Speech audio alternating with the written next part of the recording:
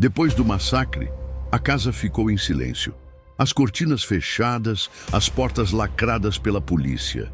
Os moradores da vizinhança evitavam até olhar para ela, como se apenas o contato visual já fosse suficiente para atrair alguma maldição.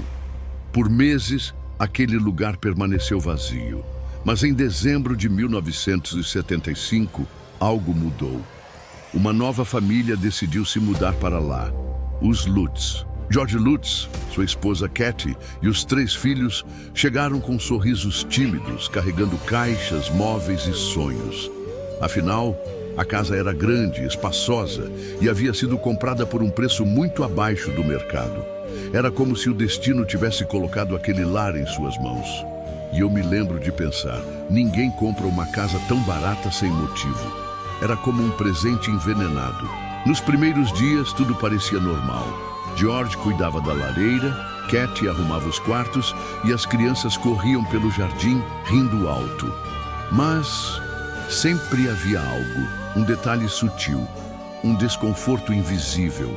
George começou a sentir um frio estranho, constante, mesmo com a lareira acesa. Ele colocava mais lenha, mas era inútil. O gelo parecia vir das paredes, do chão, do próprio coração da casa.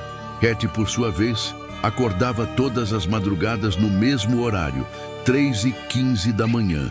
O mesmo horário em que o massacre havia acontecido um ano antes. E então veio a filha mais nova.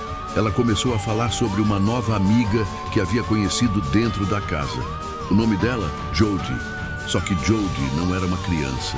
A pequena descrevia Jodie como uma criatura de olhos vermelhos brilhantes, que às vezes aparecia em forma de porco gigante, outras vezes em silhueta humana. As primeiras noites passaram. O que parecia ser apenas imaginação infantil logo se transformou em algo maior. George começou a ter sonhos perturbadores. Ele via flashes das mortes dos DeFeo.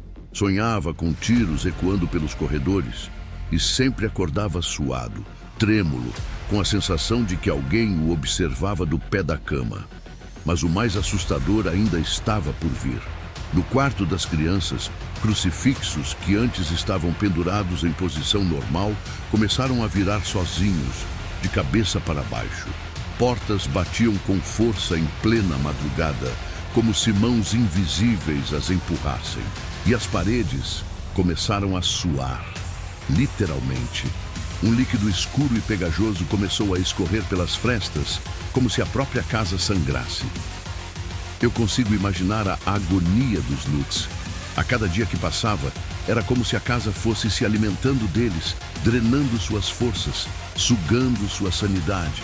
Kathy dizia sentir braços invisíveis ao redor de seu corpo, apertando-a, sufocando-a. George, por outro lado, ficava horas diante da lareira, como se estivesse hipnotizado pelas chamas. Ele não falava, não se movia, apenas olhava fixamente, até que certa noite, Kathy jurou ter visto o rosto de um demônio refletido no fogo. E os vizinhos? Eles começaram a evitar a família.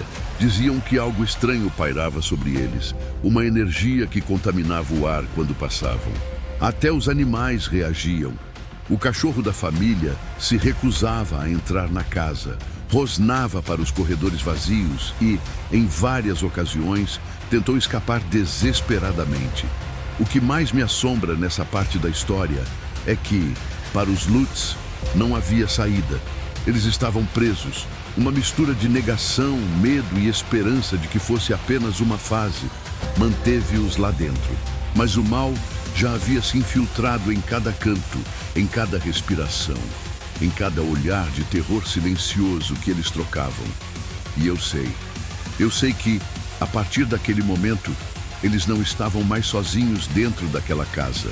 Algo antigo, violento e faminto já caminhava pelos corredores, e não demoraria muito para se revelar de forma brutal.